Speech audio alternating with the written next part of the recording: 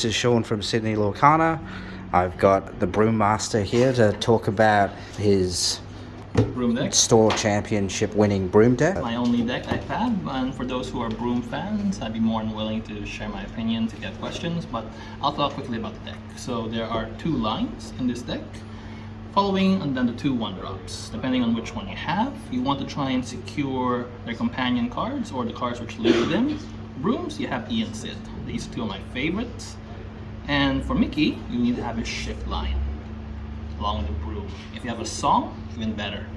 So, quick rundown. It depends on, this deck is a very versatile mid-range deck which has a very aggro start, meaning you quest early and pressure your opponent to try and respond while trying to complete your board while they're struggling to follow you. Or you can control your opponent and slowly build up your board in order to win in one go using different strategies, whether it's Goat, Cobra, or Sorcerer's Tower. The key technique or the key win-con lies on the 2 Mickey Mouses, Ian Sid, and finally, there it is, Sorcerer's Tower. Sorcerer's Tower should only be played when you have enough brooms in order to win. And this is the key win-con to this deck, where you can earn up to 15 or more lore in one turn depending on how you play it. The best advice I can give to anyone who wants to play this deck in terms of starting hand is to secure a 1-drop in the following hand and then play to your opponent's deck. If they're playing aggro, try and out-aggro them while being a little controlling. And if they're playing something like big, like Ruby Sapphire, I hate that to be honest, try and go as aggro as much as possible. Overall, it's a fun, very mean deck. It's not a meta deck by far, but if you can understand the deck well, you can beat any meta deck in a good matchup and a good curve. Thanks, guys. Alright, and just wanted to also talk about, so you've got 2 ofs for some of your cards. Yep. How come you're running just 2 and not 3 or 4? So, I only have 2 ofs of the 3-drop magic brooms, because 1, they're very hard to play. The effects on the steel broom only gives resist, which is only quite useful against challenging decks who like to attack, or decks that use steel songs. If you give, let's say, resist to one of my characters, it makes it harder to kill, but it only gives it 1 for only a turn. A little annoying, but not impenetrable. For a 3 cost, it's a little pricey. Even for a 2-drop with Mickey Mouse, it's still a little tedious, so I only run 2 of 2 each. The vanilla broom's the same. I try to keep my brooms in there as much as possible so I can use the combo, the synergy, but at the same time I need to make room for all of my other cards as well. I have the simple Mim and Merlin package. Everyone who plays Amethyst will know that. It has the Soul Draw, Lore, Bounce, Bounce, and it's not just the Mims, not only just related to the actual Merlins. You can bounce back Pete to stop your opponent from playing actions altogether for several turns, which can destroy some decks. You can bounce back Mickey Mouse, not really the most advisable one, but he can be played again as an action if they play Pete against you, depending on how many groups you have in the field. And lastly, you can bounce back Cobra. Same thing as Goat, you play it back again, you discard, you gain lore. The other tech card which I'd like to talk about, which has won me several games, is this one. People will say that this card is probably the most weakest broom. Perhaps it might be weak, but it has very good uses. This card is a can stop recurring cards of your opponents by shuffling a card to the discard back to their deck. So if they play Lilo, the Escape Artist, if they play items that they can recycle it, or if they play, let's say, songs which they can put back into their hand, like Green, you can then reshuffle those cards back to your opponent's deck. And if you want cards back into your deck, you can choose songs to shuffle back into your deck, such as Whole New World, Grab Your Swords, Strength of the Raging Fire. That's why I only run a limited amount of songs, because I have this card which can then reshuffle them back into my deck, and if I pull them back, I can then use them again, even without having to fill my deck with all actions, especially uninkable ones, which can have a tendency to break. And do you find that having the 2 Cobra Goat ratio is good, or would you prefer having The 2 4 Cobra of the Goat, other? Or the 2 Cobra Goat ratio is quite good because Cobra you can play quite easily. It's only a 3-drop. The only downside is you have to have a card in your hand. At the same time, because it's a 3-drop, it helps me clinch some games as well.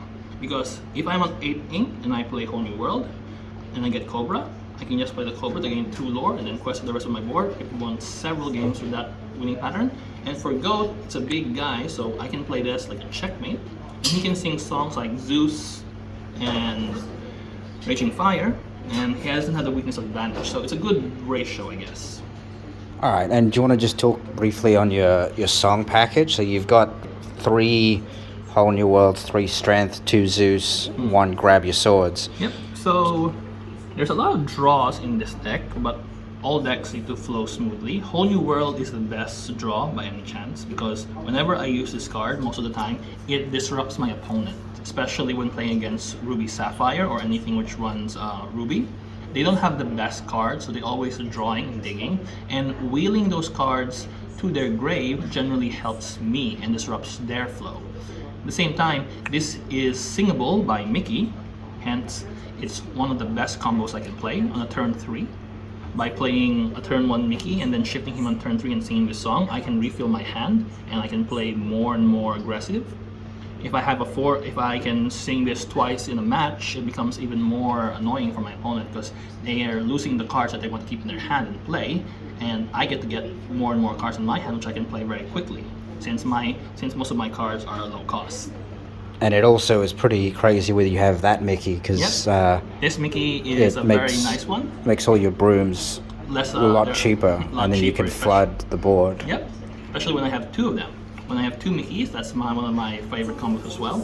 I can then play almost all of my brooms for free, and when they challenge, they go back to my hand. So my opponent has to think twice before questing or singing when I have a bunch of brooms and bees on the field, because I can just attack them scot-free, and if they're managed by retaliation, they just go back to my hand. They play it again for free or for a lower cost.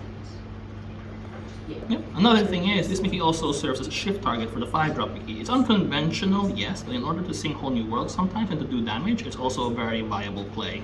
The deck is easy to learn, but it's hard to master. I've been playing this deck for almost a year now.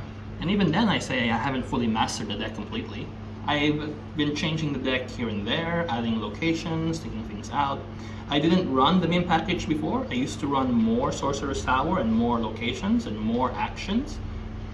I've slowly changed it out according to the meta, and I feel like I've done a really good job overall. Yeah, and do you find that you're not running Merlin Crab, but because you can bring back your brooms, you can still just pummel them with brooms and then potentially get them back with the Mickey. So you find without Crab, it's still very viable to. Yes. Because I can just use the brooms to attack after they're played, and I can return them back to my hands once they're defeated in the battle and play them again for a reduced cost. It does take more brooms and more attacks, and there is a weakness to Ruby being only 2 attack. Very vulnerable to Sisu, but I tend to balance that out using Mims, my Mickey Mouses, and my other cards as well. Yeah, well, you've got some cards that are higher than 2 and 3 power, which helps obviously in that matchup. Yes. And do you want to talk a bit briefly about the one of Grab Your Swords? So the one of Grab Your Swords is something which I took a lot of time to think about. I've seen more and more aggro as of lately with the new decks, such as Steel Song becoming more prominent. Even with the Sapphire Song, even before Flourish was banned, they used to play Bells and T-Pose and other cards. I do have combo cards which can deal which could do ping damage, and then I can play this to wipe up their board mostly. I used to play 2, but at the same time I wanted to have more single target removal. And since I have my 2-drop, which I can then reshuffle this card back into my deck, it works out most of the time against aggro. Overall, I think I'm very happy with my deck. Tell me what you guys think. Thank you.